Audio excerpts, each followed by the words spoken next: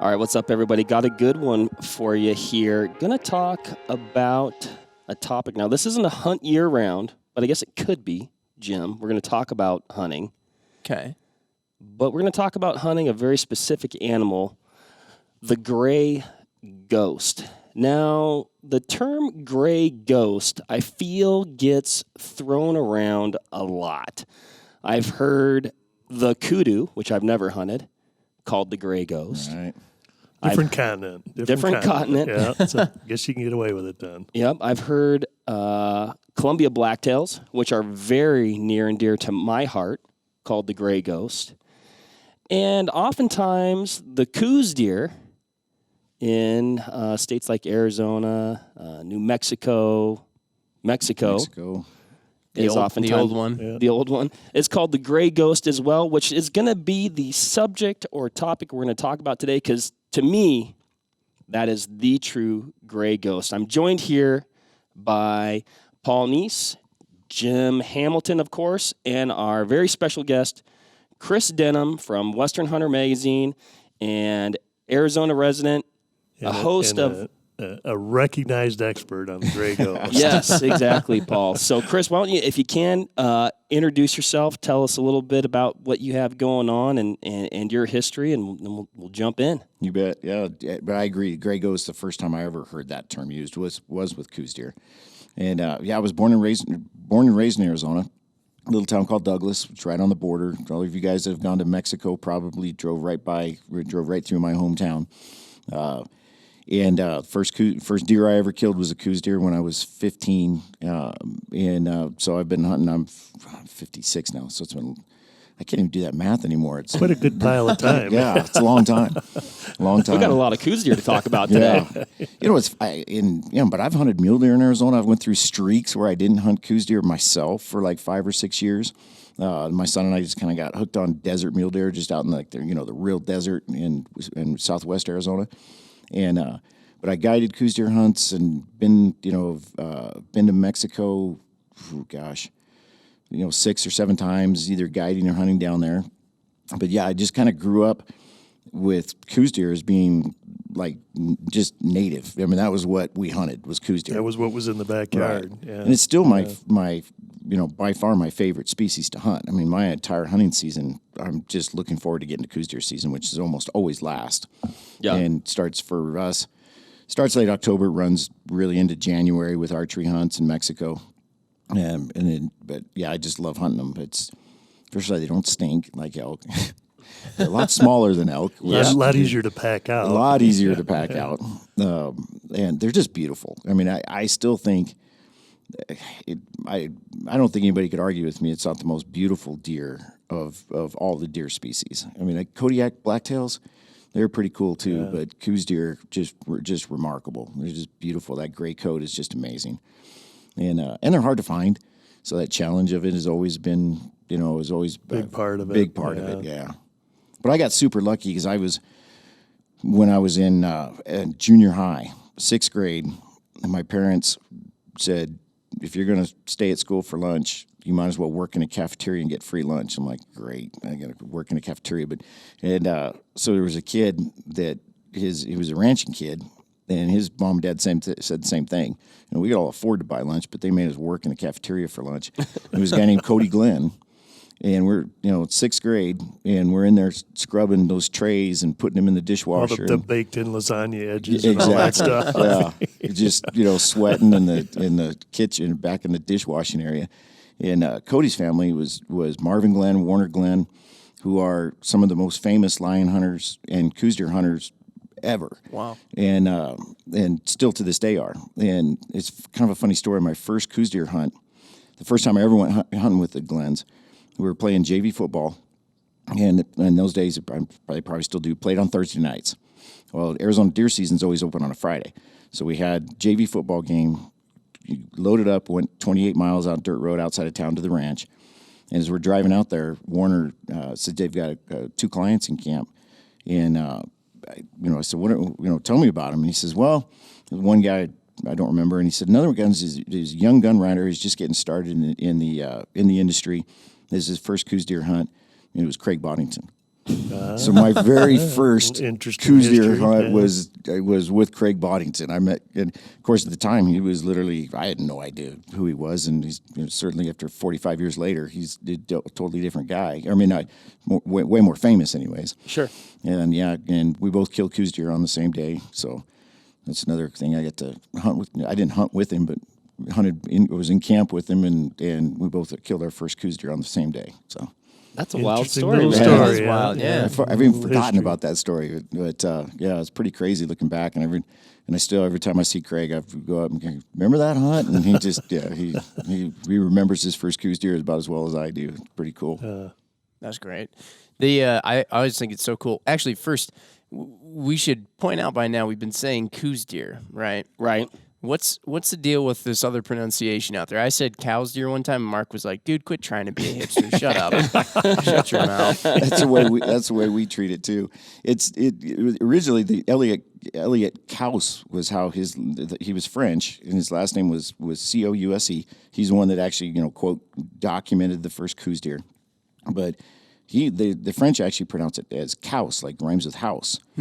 But everybody says it, there's the scientific community says it's cows. And, but, we grew up, everybody said Coues deer. So if it's like tomato, come on now. And somebody. You don't want to be tagged a hipster, so you man. better stick with Coues. Anybody that corrects me on that, I'm looking at him going, dude, It's like, go there. It's like, dude, quit trying to outsmart me. Right. Okay. I know. I was actually I MC the Arizona Desert Bighorn Sheep Society's banquet in Phoenix every year.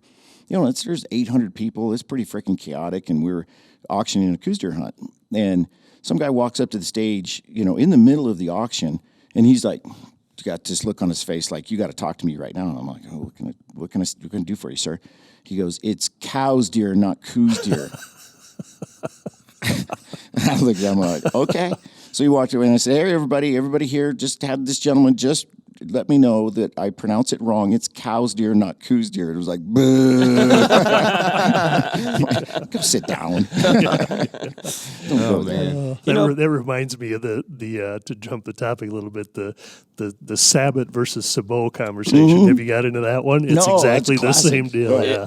It is, another French word, actually. Yeah, it is funny. Yeah. What's with the French always trying to mess stuff up?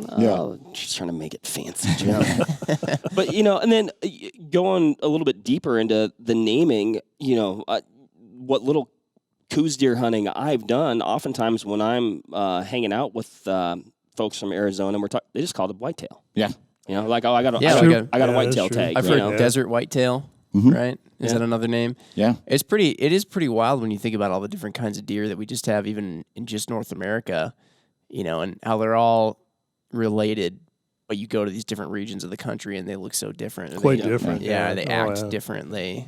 I think with this one specifically, really they do act so different from, say, like a Midwest whitetail, and they're in such different country. It's almost mentally we have to, really delineate it just when we're talking about it. Oh, totally. Yeah, it's funny you say that, because I bet when I'm in Arizona, somebody says, "What are you hunting?" I'll say 80% of the time, I say whitetail.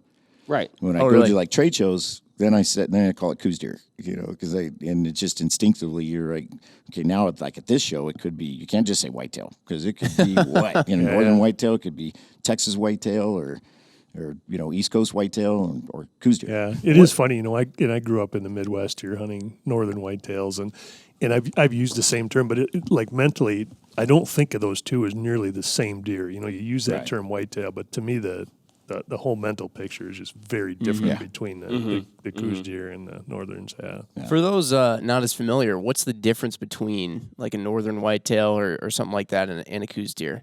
Yeah, maybe describe the Coues. Yeah, because the crazy thing is like genetically they're identical. I mean, if you can't tell in a petri dish, they're the same deer. Really? But a Coues deer, really comes down to size, and I think it is pretty proportional. You just shrink them down. Exactly. Like a Boone Crockett Coues deer looks like huge, just like a Boone Crockett Midwest whitetail would look.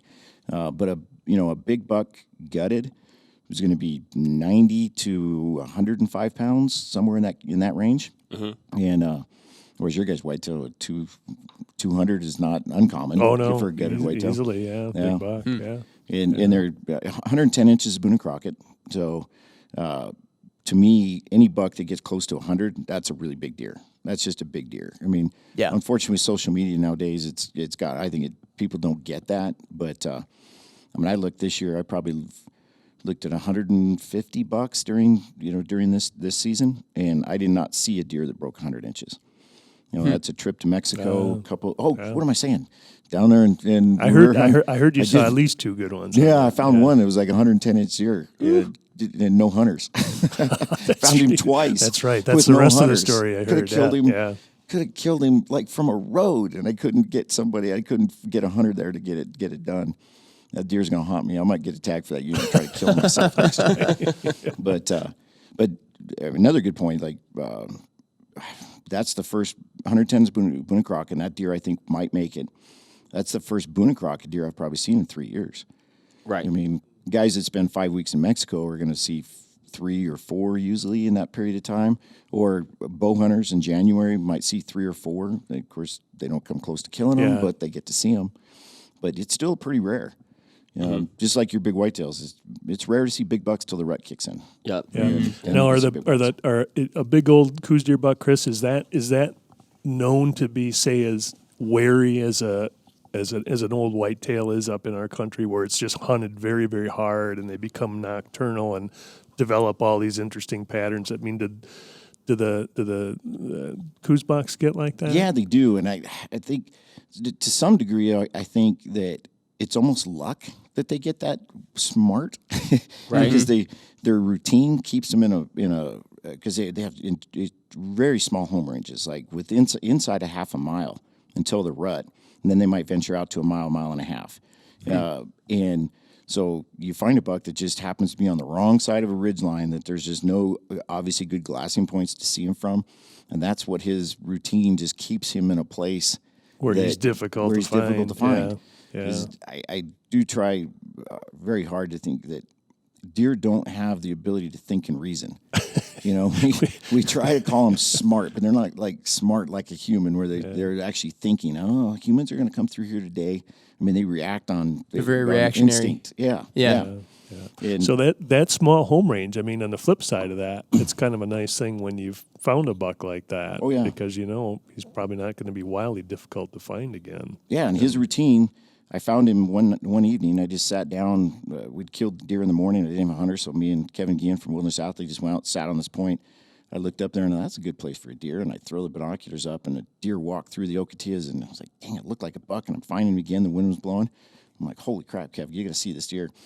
And I watched him for 2 hours. He did everything he possibly could to get killed, if there was a rifle anywhere near me. And I came back like 3 weeks later just to see if I could find him. Threw my binos up. The last place I saw him, there he was standing there. Wow. Kidding me. Same spot, same time. Yeah. I know he has a routine. And, of course, the next day, the wind was blowing 30 miles an hour, which Coues deer hate, and he hunkered down all day. Yeah. But that does make sense, though, because I've hunted Coues deer twice. There's my first. There you go. Got it out of the way. I'll make up words as I go along. But twice, and have been fortunate enough to get bucks both times. But the second buck, one of the guys had spotted the day before, and we went back in that canyon the next morning, and he was still there, and we got him. Yeah. What time of year are you hunting Coues deer usually? So I've only done it in October.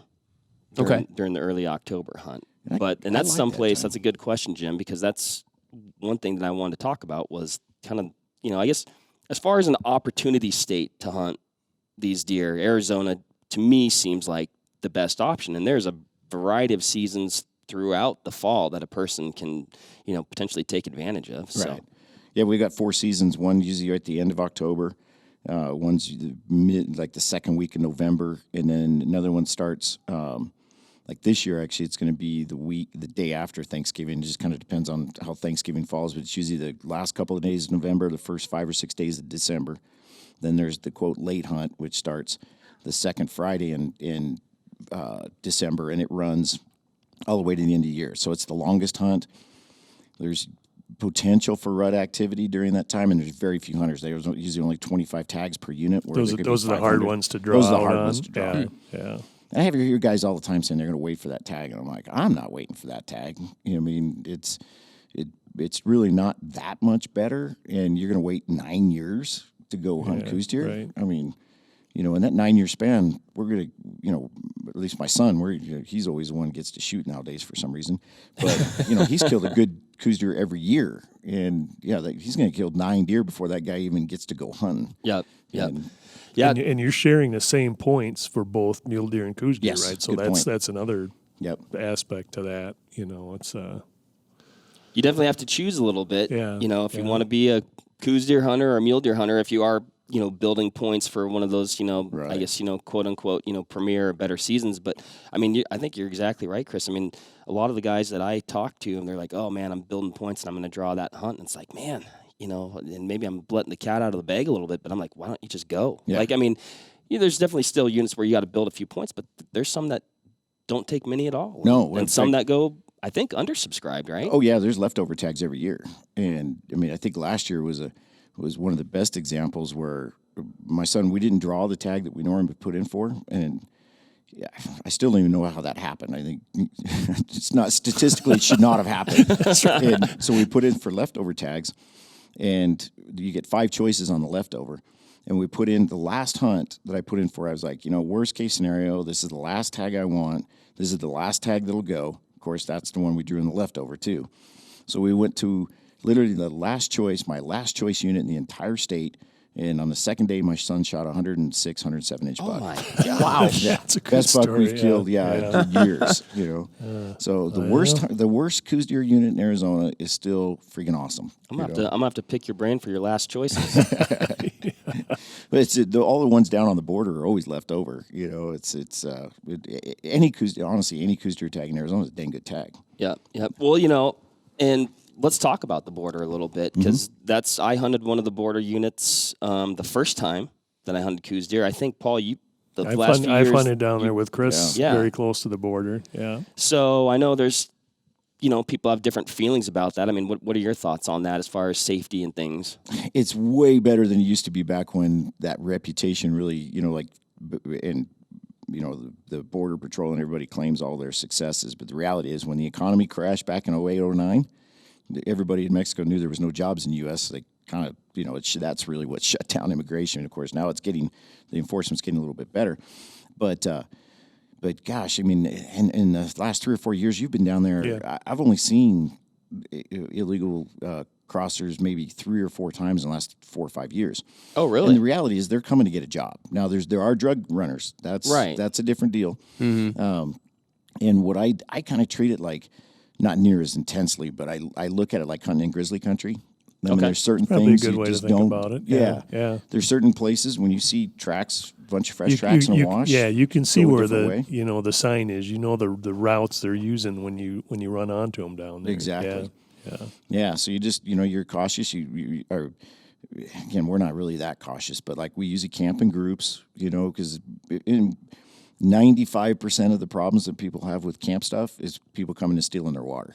Right. Yeah. That's all they want. They're going north. They don't want to carry 1 ounce of your stuff. You know, they just want more water. Yep. You know, and some food if it was handy.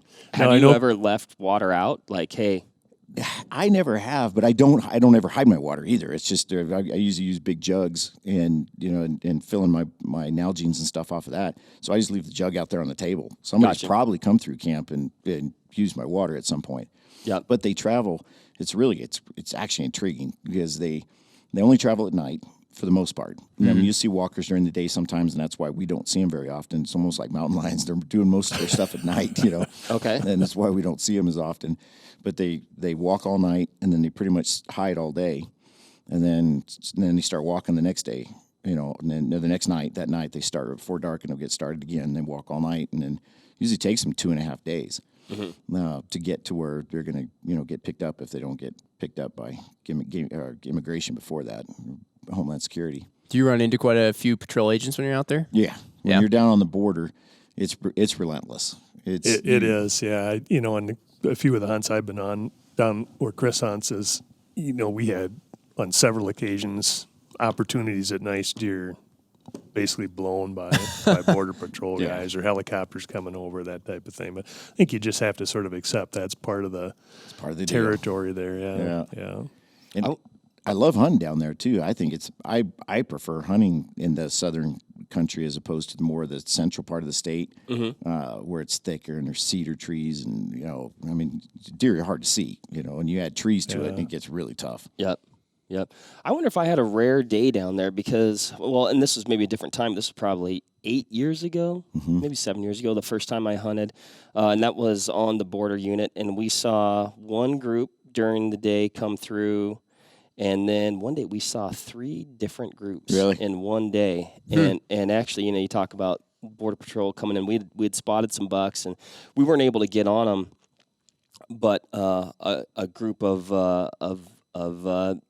illegals had come through, and which again, like I'm not nervous about those guys. Like you said, they want water, and they're trying to get a job. But they'd come through. We're like, okay, interesting. And man, it started to get dark, and 2 Border Patrol agents came in hot, parked right by where we were parked. We were coming out. Here came the helicopter with the searchlight, going all over the valley. And we're like, oh man, those bucks that we saw, they're going to be completely blown out. But we didn't really have a better plan the next morning. Dude, we went in there the next day. Those deer weren't bothered one bit. No. We found them, turned them up, ended up getting one of those nice bucks. And it's just like, you just wouldn't think with all that activity. I mean, you had a group of 13 people come through. You had 2 Border Patrol agents, cruise up in there, and they're traipsing around. You got a helicopter with a searchlight, and it is what it is. It is what it is, man. Because those deer are dealing with that 365 days. I was going to say that's going on all year long, so they get acclimated. It's just like I think it's weird. They don't. Yeah. It's just like those animals that live right along the interstate. You just kind of, cars go by every day, semis and all that, and just sounds good. Yeah, or farm tractor. It's like, oh yeah, I've seen that before. That doesn't bother me. Dude stops. Let me ask you a question, Chris. I know when I've hunted down there with you, the most times I've been there, we've stayed in a fairly protected camping area where you're really not too worried about guys getting your stuff. Would you be comfortable doing more of a backcountry where maybe you hike back in and small camp and leaving your gear during the day and going out and hunting? Wouldn't be too worried about losing stuff? Yeah, until Eddie found that campground, and I was opposed to that that campground. I'm like, I'd rather be out here closer. I don't want to drive 45 minutes every morning. Yeah. But I used to we did it all the time. Still do when I'm not with that group. Just sleeping out of my truck, and I've never had a problem. If you're backpacking, which it's tough to do in Arizona, but there's certain places, just like grizzly country, like there's a trail that goes through that saddle. Probably don't want to put your tent right there. Yeah. You want to find a different place, something that's not going to be an obvious spot that people might be crossing. I was just going to say, obviously, for that backpacking stuff, water is just we don't keep circling back to that topic, but that's a tough thing to deal with there. And, we've tried and somewhat successfully, but you're seriously limited by water. Yeah. You can only pack so much. Is that what makes backpack hunting, like you said, so difficult out in Arizona? Yeah, exactly. There's places you'd love to go, but you're going to have to haul all your water, and for 2 days in Arizona. I mean, you're going to have to carry. You're going to drink a lot of water in that country too. You're going to carry 14 pounds of water, just to be able to stay there for a couple days. Excuse me. And there's not a lot of surface water anywhere. There's stock tanks and stuff like that, but even they can be miles apart in good Coues deer country. It could take you half a day just to get to one, and then you got a half day back to your camp. That's brutal. Yeah. Well, and with those stock tanks, like we found one of those at one point, but then I do wonder, I guess, if you know about a stock tank, you're probably not the only person that knows about a stock tank, so maybe that doesn't make a great place to camp either, perhaps? Yeah, you can't camp within a quarter mile of water, standing water in Arizona, or man-made water. And the other problem with our dirt tanks is they got built by a bulldozer. So the bulldozer made a road to get to that spot. So there's a road to that tank. It might be a quad road now, but there's a way a human could probably get there. So finding a spring somewhere, it's hard to do. I mean, and Coues deer don't. Coues deer, there's a lot of theories, but I think Coues deer can go 6-7 days without surface water. I mean, so they can go a long time. I think they might even be able to go longer than that. I mean, it's my business partner, Floyd Green. He's a lion hunter, a dry ground lion hunter. So he's out there with hounds chasing lions all the time, and lions eat deer. So eventually, and lions drink water. And he's like, and there's country there that he spends 4 days or 5 days and never finds surface water. But, because the deer come to water, lion's going to kill deer on water if it can. And eventually the dogs are going to bring you to those water sources. Just by default, you're going to find them. Right. He's like, there's a couple of different places we talked about. Chris, there's no water there. He goes, we go all day and not see any sign of water yet. I'm finding sheds on the ground. I'm seeing deer. There's lion tracks. And there's no water within a day's mule ride. So like 12 miles. Yeah, it's amazing. Yeah. It's amazing. And like I said earlier, they only have a mile to a mile and a half range. So how does that work? It doesn't. Yeah, the math doesn't add up. Yeah, and they tell you they've got to have surface water, and I'm like, it doesn't make sense to me. There's something going on here we don't know. Yeah. So let's say somebody's looking to go on a Coues deer hunt and they haven't been down in that area of the country before.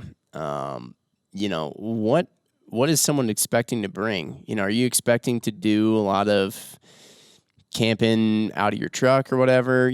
Should you expect to have like a good vehicle that can get back there? I mean, and then as far as the gear that you actually take in your pack and everything like that, how does that all lay out? Yeah, I mean, one thing that I think has changed a bunch is ever since basically the side-by-side of the quads got invented. What I see happening a lot, and it's sad, but if you spend $20,000 buying a side-by-side, you're probably going to go use that thing. You're not going to just pull it to camp and let it sit there. Mm-hmm. But there's in Arizona, especially in Coues deer country, there's not a lot of roads. I mean, they're by like Wyoming wilderness standards, there's a lot of roads, but there's not a lot of places you can really get a quad to. Now there might be 8 miles, but you're on the same road for 8 miles, and there's all this country in between. And what I've found is hunters have gotten lazy.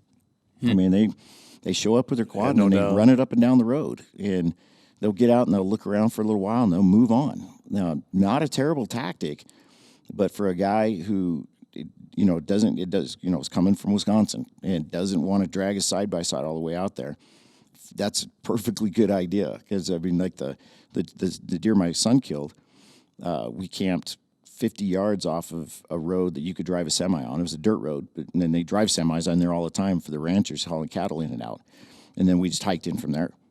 And, we're still able to find a lot of deer and once we're 2 miles from the road, you don't see another hunter. So don't be afraid. You got to be physically fit because Coues deer country is rough. I didn't really think about it as being rough, especially after hunting up in Wyoming and Montana.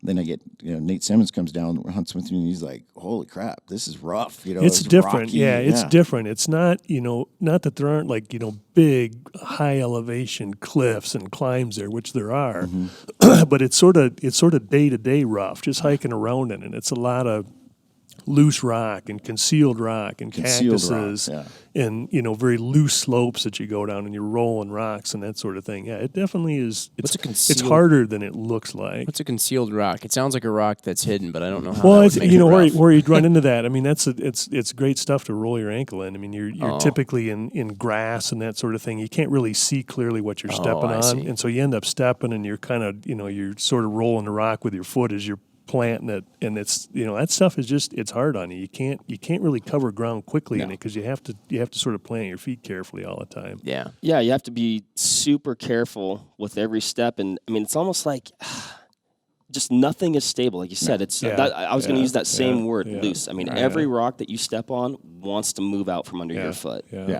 Trekking poles, and it's just rocky. Trekking poles. Trekking poles definitely help. I actually in Coues deer country, I actually like to have a long staff, just because the country's steeper and you can, put it way down there. Plus you can't see it like you're talking with the grass. And you plant your trekking poles down there and you can't really see what's underneath it all. Oh, yeah. And sometimes they're kind of handy for poking cactuses out of your way when you're going through, too. I don't know how those guys that travel at night through that country don't end up just covered in cactus pines. Sometimes it's hard enough just going through in daylight on it and trying to avoid that stuff. And I'm telling traveling you, those people at night, man. Especially now with everything that's going on with Trump and the wall and everything, it seems like those folks are even more demonized. And I'm not advocating that what they're doing it's illegal, but At the same time, the gauntlet they have to go through Oh my gosh. is Brutal. insane. I mean, what they do. I mean, I've seen one time I was sheep hunting down in the true desert in southwest Arizona, and we were sitting here glassing for sheep, and all of a sudden my buddy taps me on the shoulder. It's like, and I turn around, there's like 8 or 9 illegals walking up behind us, and there was a dad there, probably mid-40s, and the rest were kids between the ages of like 18 and 12. Yep. And they're going to walk for 3 freaking days at night, and then sleep in and wash during the day. Just to, I'm like, I might hire one of them. They're tough. Yeah.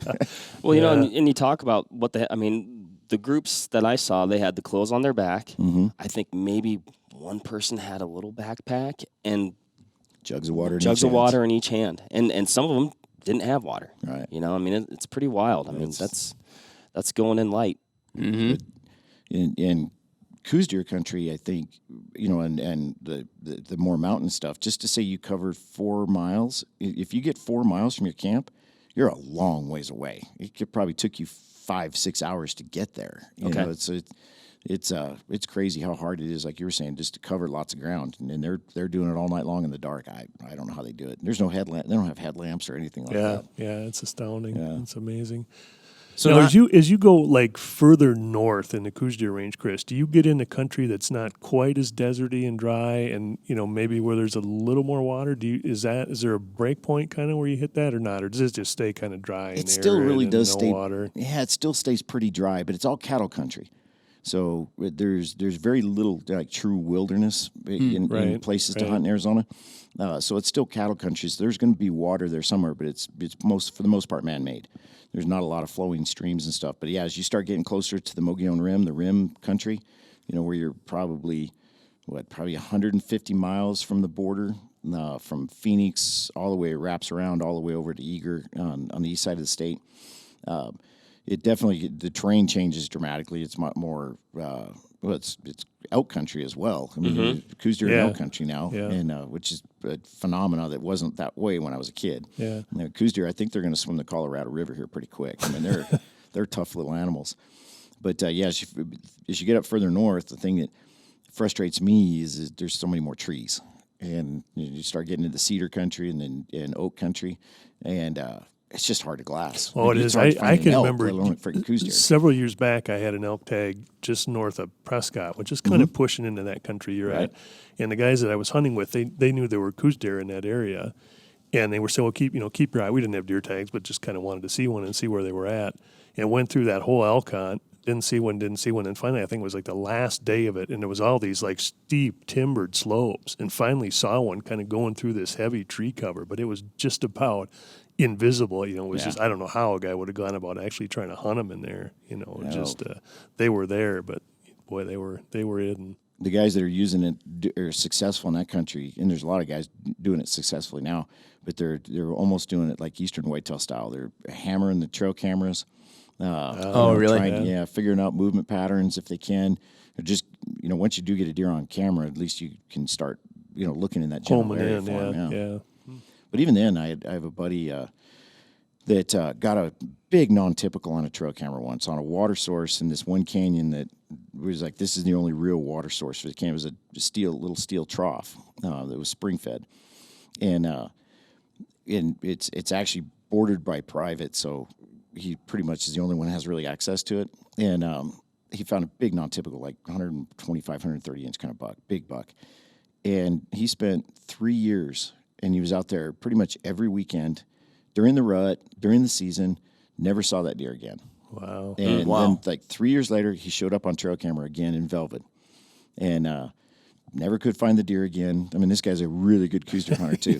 He's like haunted by that buck. Yeah. And then it's kind of a long story, but the short story is he said one day, I'm just going to sit in that tree stand. He actually had a tree stand on it. And friggin' buck walked in and he shot it. Wow. And like you said, never seen it live. And had 2 trail camera pictures in 5 years, and that deer lived right there. Yeah, that deer lived right there, and you couldn't find him. So even the trail camera doesn't answer all the questions for you. That's the baffling part, because you keep everybody calls it the gray ghost, and they're so hard. They're just notoriously hard to find, and yet, you we've said a number of times, like they stick, they don't move a lot. They're not super nomadic. Right. It sounds like, which is it's just a testament to that camouflage they got going and their movement patterns and all that. I mean, they must just be, they got that dialed, that camo. Yeah. Well, and speaking of finding them, I mean, I think it takes, to get into optics, right? But I mean, this is It's an optics hunt. Here comes It's an the eye op- roll because we're Vortex, right? I I was going know to bring it up. that. I was going to It's- bring it up next, but it's you can't talk about Coues deer hunting without No, talking it's, about optics. it's the connection. Yeah. Yeah, like I was like, how do I do this tactfully without it being like self-promoting? Couldn't have done it without my Vortex binoculars. No, yeah. But I know for myself, by far, it's the most optics intensive thing I've ever done. And Chris, actually, I'd like to ask you. I mean, because you've hunted, mule deer in Arizona, Coues deer in Arizona. I mean, what are your thoughts on that? And then, I guess kind of the special kit that might be a little bit more specific to this hunt. Yeah, it's an optics hunt, and even more importantly, it's a tripod optics hunt. Yes. Yeah. That's a really good point. Yeah, and I've done it a couple of times where I get, and all of a sudden my friggin' tripod adapter is not in a kit where it's supposed to be. I'm done. I'm going home. Yeah. I'm not even going to try to Really? hunt Coues deer without a tripod. Wow. Yep. Not even going to try. And so a tripod's absolutely critical because they don't move a lot, and they blend in well, and they're really small. And without a tripod, I've just had guys see a deer at a half mile, because it just happens to be in a big yellow grass opening, and ears are flashing or back shining. But the reality is, the difference between glassing with a tripod and without a tripod, my guess is it's probably 5 to 1. If you can see 5 deer in a day without a tripod, you're going to see 25 with a tripod. And it's just that critical. Oh, I'm sure it's easily that. Yeah. Then doesn't even, I'm not even saying you have to have good optics. You can have $100 pair of, 10-year-old binoculars, and I will outglass you with those, with whatever you've got in hand holding. It's just that important. But the kit that I would say is I used to think 15s were like mandatory, but now I've really started to lean back toward 12s more. With wider field of view and being a little more patient, because really what I find myself, I'm not seeing deer, I'm seeing movement.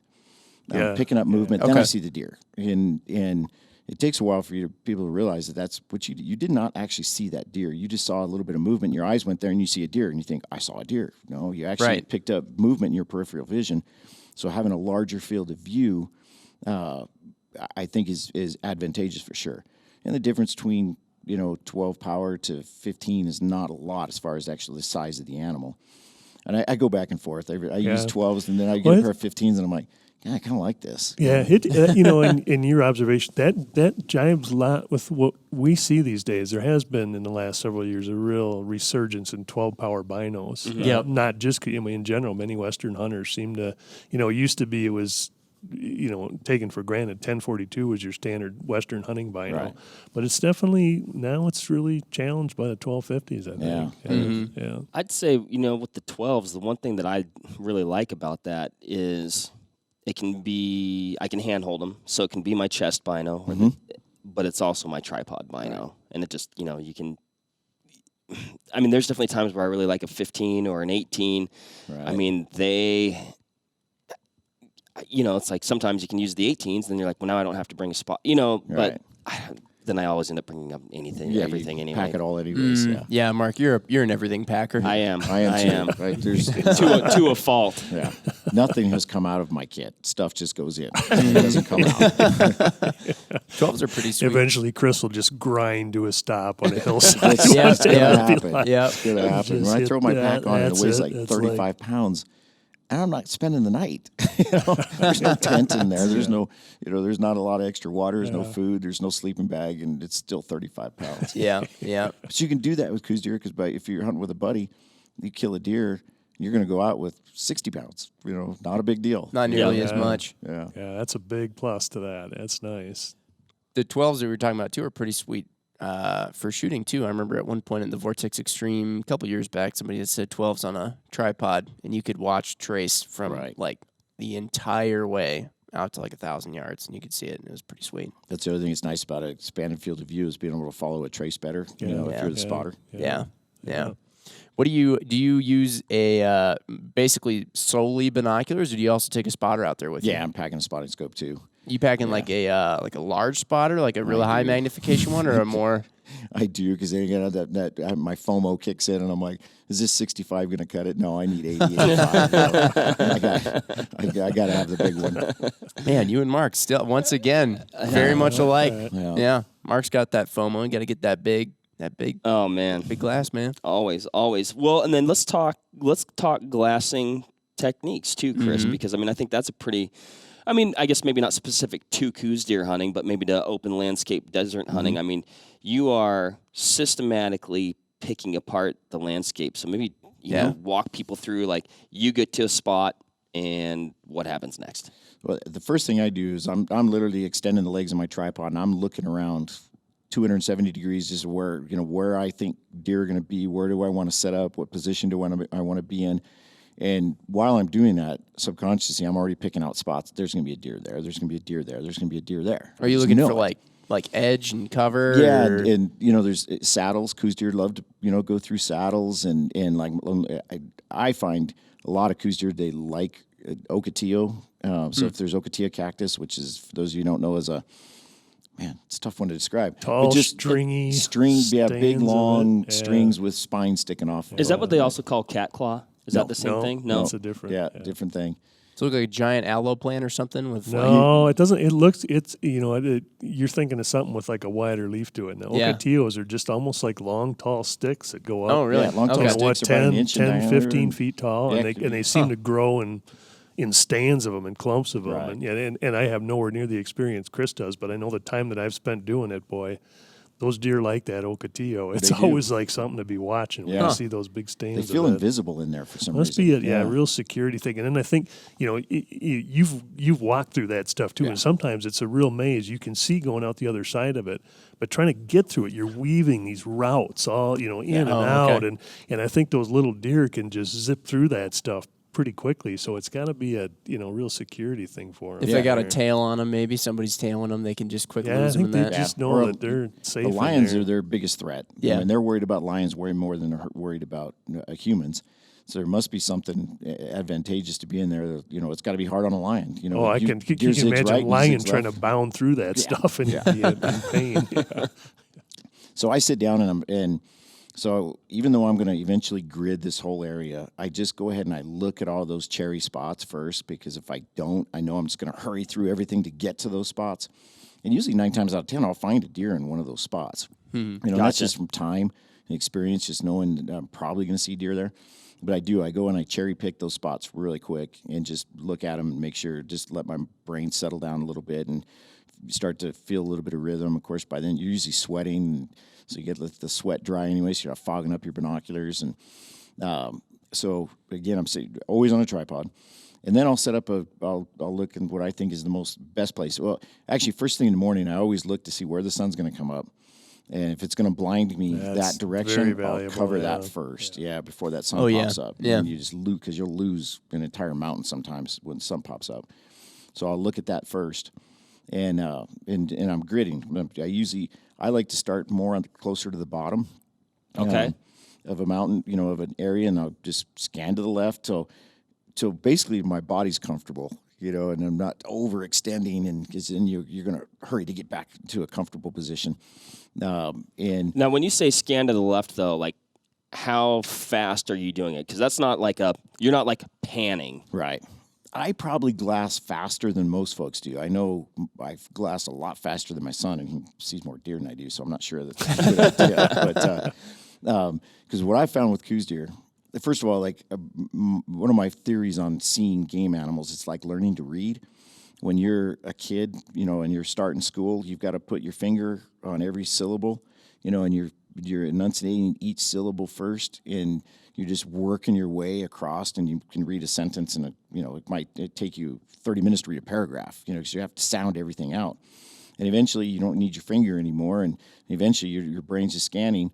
And then eventually the science has proven dramatically, you can take out 80 to 90% of the letters, and your brain still recognizes those what letters are remaining as a word. So you're just ripping through a page, and it all makes sense to you. Well, it's kind of the same. I think it's the same way with deer. Once you've seen enough, you watched enough deer, all of a sudden the white on the inside of a back leg doesn't just mean there's some white. It's a deer leg. I mean, it's just your brain just says that's a deer. Yeah. And you start putting pieces together much faster. Yeah, that's definitely true. And, that's, it's sort of species specific though, too. If you're used to looking at Coues deer and then you go and you're looking at, elk, much easier to find, but mule deer or sheep or something else, there's those little triggers that are a little different with all those animals. Totally true. And I find sometimes jumping from different species around, it takes you just a little bit. You have to just kind of re-gear your head and whatever it is, that subconscious ability to spot those little patterns. But once you're on it, and it's just you progress just like you're saying right along. Yeah, totally agree. Because like I said, I start in August hunting elk and mule deer, and I don't get to Coues deer till November. And the first day or so out, I always feel like I'm just can't blind. see anything. Yeah, it's weird though. I mean, like you said, Paul, it goes for everything. I mean, I've had that even happen black bear hunting, or we're talking Coues deer, mule deer. It's like by about day 3, I feel like you kind of get your game eye. You've spotted a few of them. You're like, okay, that's what I'm looking for. Yeah. You guys at the office are always spotting coyotes. I am terrible at it. They're always like, oh, look, there's a coyote. I'm like, yeah, BS. No, seriously, I just can't see it. I know one trick, like when my son was a kid, like 6, 7, 8 years old, he'd go hunting with me, Coues deer hunting with me. And I mean, they're hard to entertain, a 6-year-old kid. And anybody knows Mark knows that's even more dramatic, an ADHD kid. And but what I would do is if I found a couple of Coues deer, we packed a tripod and binoculars for him, and I'd put him on those deer, and I'd say, okay, I think there's a buck with that bunch over there, Mark. So I want you to tell me every move those deer are making to look for a buck. And he'd just have to watch them. And he loved watching them, and he'd just watch them for an hour. And every now and then I'd say, what are they doing? And he goes, oh, that one doe fed into that draw. I can't see her now. And so he knew where all those deer were. But I didn't really think about it at the time, but in hindsight, what I was doing just what I was saying. I was teaching him to read, he was learning to read.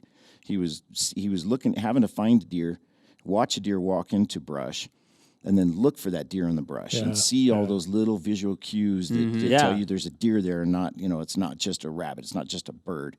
And nowadays, I mean, he's a freaking good guy. I mean, he's really good. He learned, Yeah. And that's cool. Better lucky than good, because I was just trying to keep him entertained. It was better. Nowadays, I see kids out there with their video games, on their phones. And I'm like, we didn't have that back then. So. Yeah. What do you? So once you spot one, I guess how does that go? Because usually they're pretty far away, or a lot of times there's like a valley between you and the deer. Mm-hmm. How do you?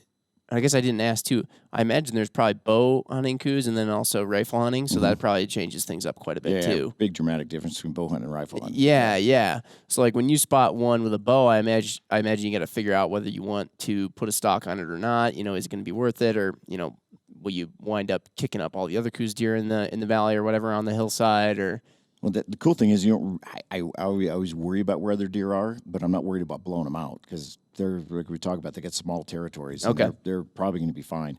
But yeah, like for rifle hunting, there's always a way. I mean, there's a lot of guys out there, they're shooting Coues deer at a long distance, but I'm not one of those guys that likes to do that.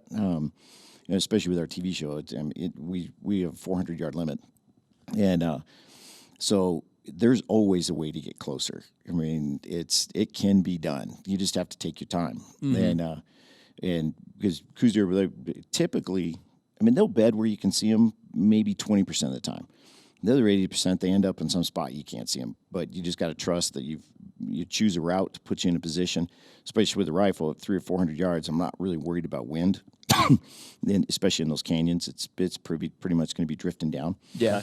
So just try to put yourself in a position, set up a good rest, and then be patient. Wait for him to walk it. Step up or step out. Stand up, and How do you, when you're putting a stock on one or getting into the right position, what's the technique or the maybe little tricks to the trade there? Because I can only imagine we're talking about a deer that's extremely hard to see. It's probably tough to even find it in the first place. But then as soon as you move, everything changes. Everything changes. And so you are you walking like while keeping an eye on it, or then of course while avoiding cactus and avoiding falling off a cliff, or Every now and then, like on a stalk, I'll move and then I'll look for the deer again to see if I can see it.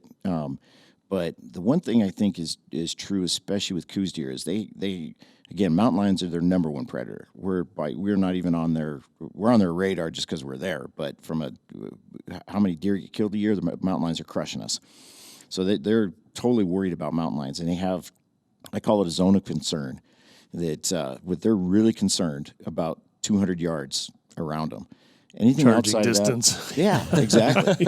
Yeah, charging distance. Good way to put it. Outside of that, I mean, they're going to pay attention. If you're walking 400 yards, they're going to pay attention, get a move if you're walking out on an open ridge. But even then, I've seen Coues deer just lay there and watch it because they're not worried about you. They don't have the ability to think and reason. So they don't know you have a rifle that can shoot 500 yards, Right. All they know is that you can't run over there and kill me with a knife. You're not in charging distance, yeah. And so I don't get really weird about making these totally hidden stalks like I might do on a mule deer. Okay. They just don't. They'll just, like I said, I've seen them have hunters walk 200 yards from a bedded deer, and the deer's doing this the whole time, looking at them, paying attention to them, but they eventually just go right on past, and the Coues deer doesn't even move. Wow. I've seen deer where I'm sitting there glassing. Well, we did it on one of our episodes a couple years ago. I was watching. I'm sneaking in to shoot this deer. I'm already 300 yards from him, and all of a sudden he disappears. I'm like, what the heck?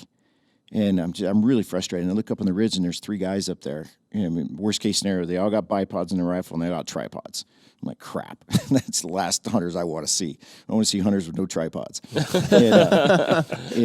They just probably made a little bit of noise coming over the top, and they disappeared. And as soon as they disappeared, all of a sudden that deer was standing right there where I left him. I mean, he just laid down right there. He saw them come over the ridge, and he just laid down, waited for him to move off, and then he just got up and went back to his thing. And I'm sure those guys are, because they hadn't gotten out of view, and that deer stood up and I shot him. So they were 400 yards away. I'm sure they were like, "What the heck? Yeah, what happened there?" They're smart in that way. When we're talking about being smart, they will just lay down and just they know if they can just stay still. Yeah, and you'll sometimes I've walked past deer at 100 yards and they stand there. I think they thoroughly believe I can't see them. Yeah. Yeah. Oh, I'm sure that's Because they're true. just standing Yeah. still. Yeah. Mm-hmm. I feel like that is a similar trait that I've seen with, blacktails on the coast. Even in the middle of a clear cut, they'll just stand there like a statue, and they're looking at you, but they just motionless forever, and they don't run, they don't go a whole lot of ways, and it's pretty darn thick over there. It can be, so they take one step and they're gone, or I think they oftentimes lay down, like you said, and it's crazy. Like, they walk 1 foot or they lay down and poof, they're gone. Gone. Kind of circling back, Jim, to what you were saying there about, once you've spotted one and then you're trying to figure out a route to get in closer and shoot. And it can be kind of tricky in that country. I mean, usually one of the things, like when you're doing that and you've located one and now you're prepared to go on the move and get to them, is you've got to try to look and pick out something very not the deer itself, because you're probably not going to easily see that again, or he may be bedded and laying down, but something distinctive nearby, a bush or tree or shrub or rock or something. And I've noticed hunting that country, a lot of times it's tough down there because all the vegetation, it's different, but it all looks the same. You could look at a different bush that's 100 yards away and it looks exactly like that bush that's the deer is bedded underneath. Yeah. More so than, maybe up in the northern Rockies. I don't know why that is. Maybe you just get more rock formations that are distinctive that you can see, or distinctive pine trees. Right. But there's something about that country. It just makes that a little more challenging down there. It seems to keep that mental fix on, where it is you're actually headed to once you're on the move. And It looks alike. One trick that I started using, several years ago now, but taking pictures with my cell phone before I go. Oh, yeah. that's a good strategy. Yeah. Because you get around there, at least you can see terrain, relief, and you go, okay, he's going to be right in here somewhere. Yeah. Yeah. It seems like when you get in the desert and things, in areas like that, a lot of the things start looking the same, and I feel like it's just because over time, nature has just figured out how to survive there, and it's like, yep, if I just look like this and Maybe colored so. this And way grow, or whatever. and grow, That's just and grow thorns out, and Yep. I'll be all good That's to go. how I make yeah, it. Yeah. You guys, Chris, you guys do a lot of glassing down there, standing up behind tripods, and that's a little different from a lot of other Western hunting. You don't see that so much as you do down there. Is that because of the thorns, rocks, vegetation? Why is it you think that there's more time spent standing down there? I end up standing up a lot because it just gives me more range of movement. Once That's you find kind of what I always figured it Yeah. was. Oh, It's yeah. more easy to Yeah. pan and change directions around. yeah, without having to scooch around all the time on your. But then I started Squirm your carrying a butt on a stool. pile of sharp rocks. Yeah. Yeah. Yeah, the rocks will get at you. And I do think one of the biggest keys to glassing in Coues deer country is human comfort. You've got to be comfortable. If you're sitting on rocks and your butt's just getting raw, Yeah, you're not gonna look too hard. Yeah, your brain is not going to let you forget about your butt. Yeah. So getting yourself as comfortable as you can, and that's why more stuff ends up in my pack. I mean, I carry a stool. I use the walk stool. It weighs about 1.5 pounds. Plus, I'll have a pad, at least one pad to sit on in there. And I usually pack a whole extra jacket just to sit on, if I find myself in that position, like there's cactus. But I really do. The one thing is I will say I definitely glass better when I'm sitting. When I'm standing, it's like my ADHD kicks in more. I'm not as, I find myself glassing much faster. When I can sit down and relax, I definitely glass better. Yeah, I could see that. And focus a little bit more. I can never write anything. Like when we're doing whatever we're writing for whenever social media you might go up. If I'm standing, no way. Yeah. People always have these stand-up desks. I'm always wondering how anybody's typing. Because as soon as I put my stand-up desk and I try typing, I'm like, oh, bird, I'm thirsty. I got to go to the bathroom. I'm hungry. Like, I'm the same way. It's too easy just to stroll away from the desk. It is. Yeah. I have a stand-up desk in my office, but when I need to write something, I've got to go, and it's in my house, so I got to go out to take my laptop out of the kitchen, sit at the kitchen table, and write. Yep. I can't stand up and write. The good part about standing up is because your attention, social media. I'm not spending any time on social media when I'm standing up. I get bored with it in milliseconds, so it's not as much. I don't find myself wasting when I sit down and all of a sudden I need to check something on Instagram. I can sit there on my phone. I can sit there for 30 minutes, just getting time sucked into hell. Yeah. But if I'm standing up, I just don't do it. So yeah. But yeah, so sitting down, there's something about sitting down that just allows everything to relax a little bit, and your brain just functions better. Like I said, you can write better. I mean, just if you can write better, you can probably glass deer better. Yep.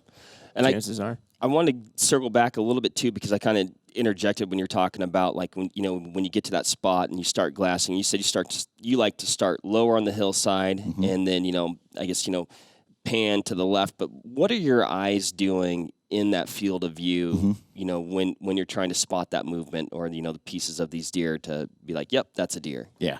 It's key that your precise vision, that foveal vision, is only 1% of your total field of view. So there's literally only 1% of the field of view that you've got. Then when you're looking at an object, there's only 1% that's in true focus and in true color. Everything else starts to fade to black and white, and the rods start doing their job as you start getting into peripheral vision. So basically 99% of your vision is there. What it does most effectively is pick up motion. So when I sit down, I'm looking at an area and I'm looking for something that, like what I call a perfectly obvious deer.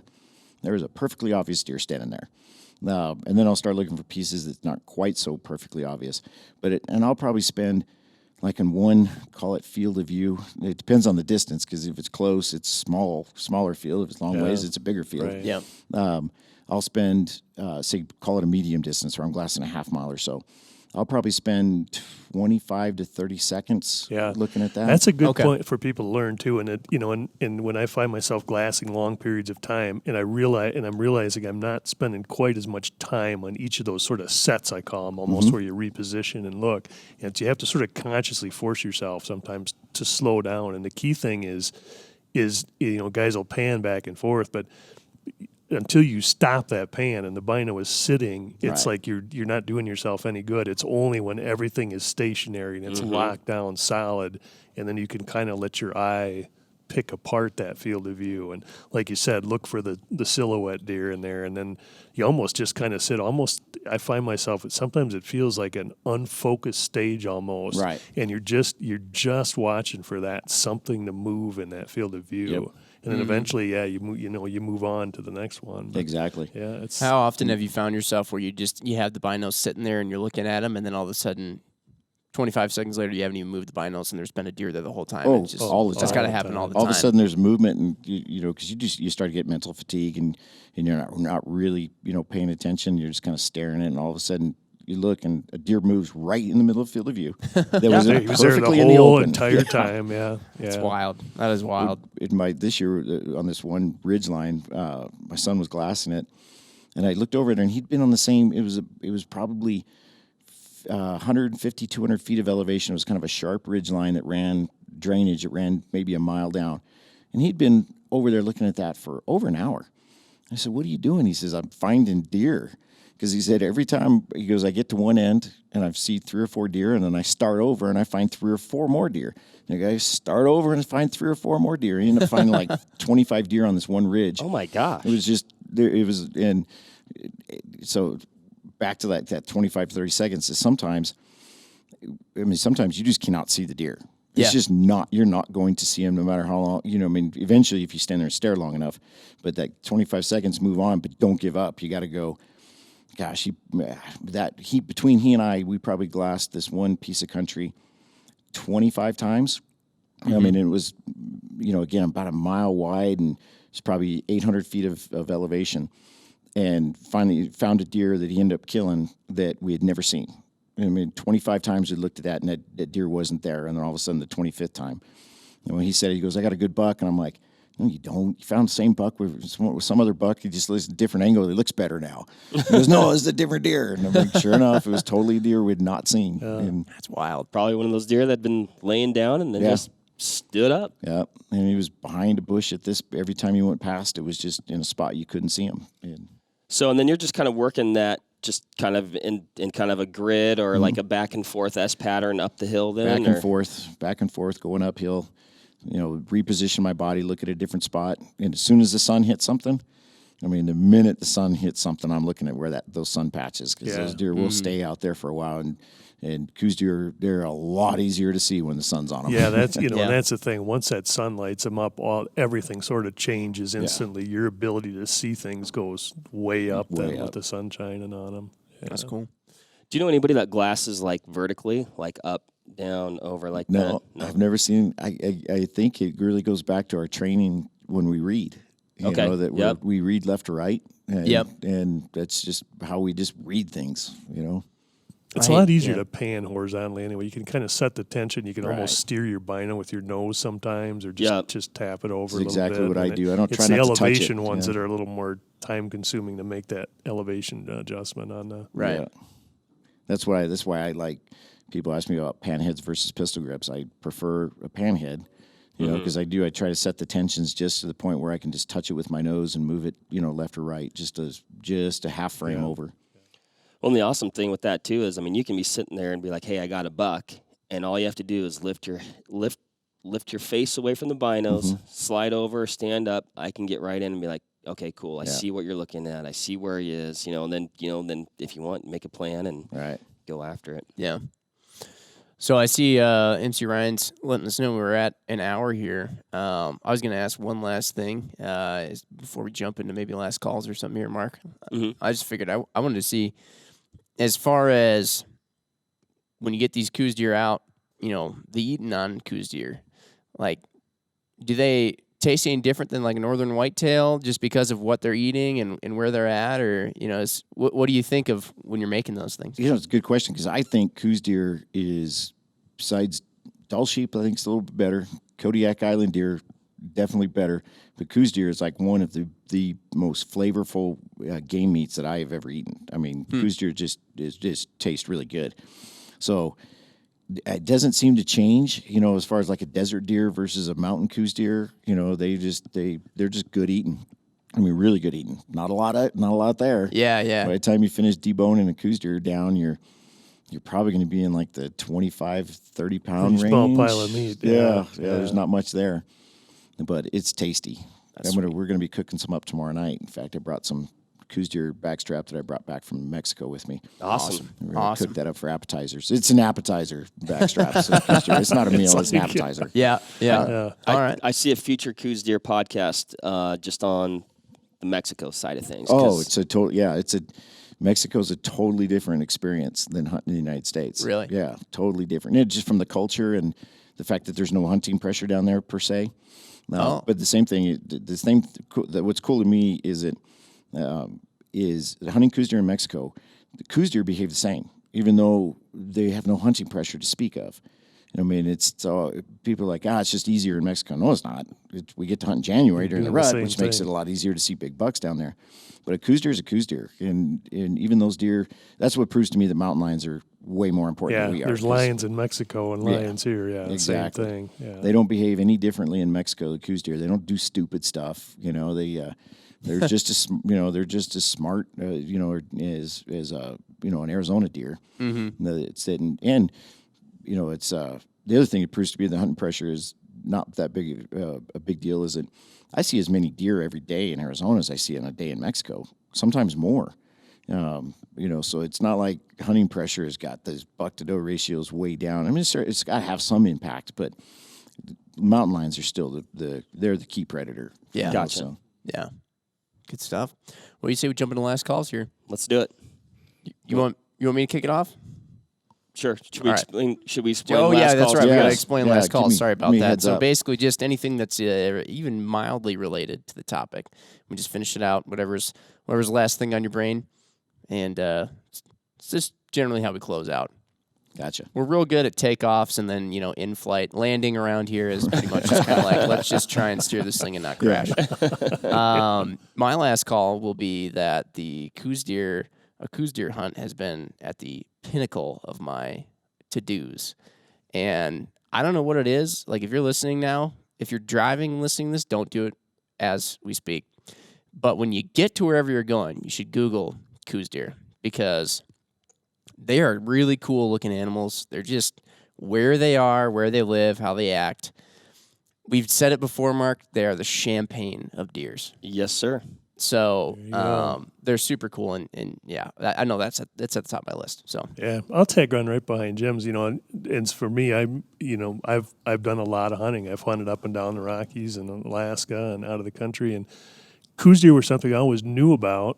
Being around guys like Chris and other friends, and I never did that for a long time. Really, only relatively recently have I gotten into Coues deer hunting, and man, I've been bit hard by it. I mean, it is everything people say it is. It's really fun. It's challenging. It's exciting. It's really cool country to hunt in, and much as I dislike kind of hype inside, I almost hate to tell the listeners don't jump in and start Coues deer hunting, because now that I found it, it's like, nope, I'm not telling anybody about this anymore. But it's every bit as cool as it probably sounds like from this podcast. So I would encourage everyone to try it. Yeah, I mean, I really don't have too much different than you guys.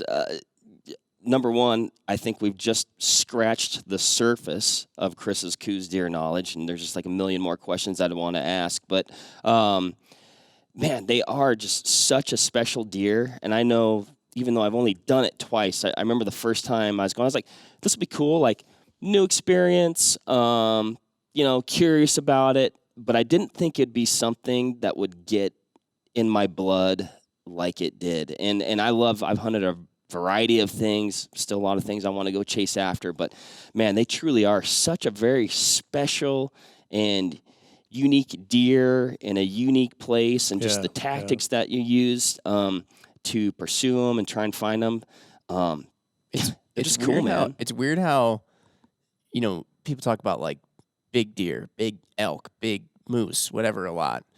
And then yet that small little itty bitty deer in so many people's heads, maybe not everybody, because a lot of people probably don't know about it or whatever. They just don't maybe care. But it has this like specialness to it. Yeah. It's like you look at it and you're like, it's small, but it's really cool. Anyway.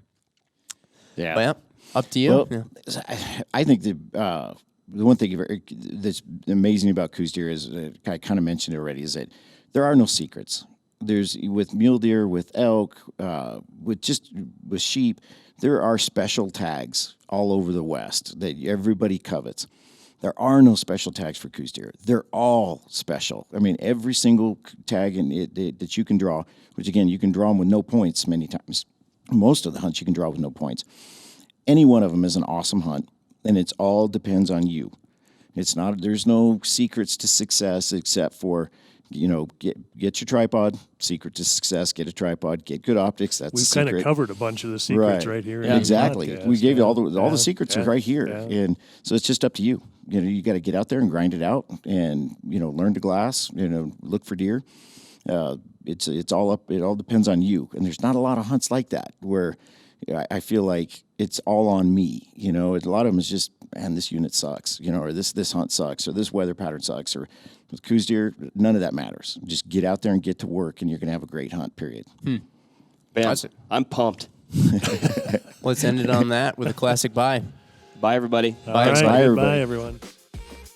All right, that'll wrap it up for this episode of the Vortex Nation podcast. Thanks, everybody, for listening.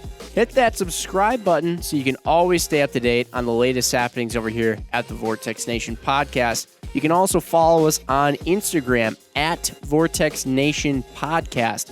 Again, everybody, thanks, and happy hunting and shooting. We appreciate it. Have a good one.